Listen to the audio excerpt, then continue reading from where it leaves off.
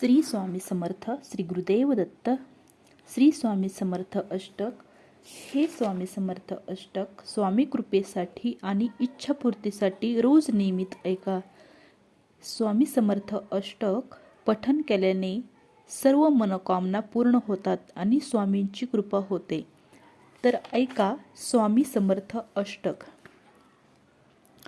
असे पातकी दीन मी स्वामी राया, पदी पातलो सिद्ध भाव उद्धराया.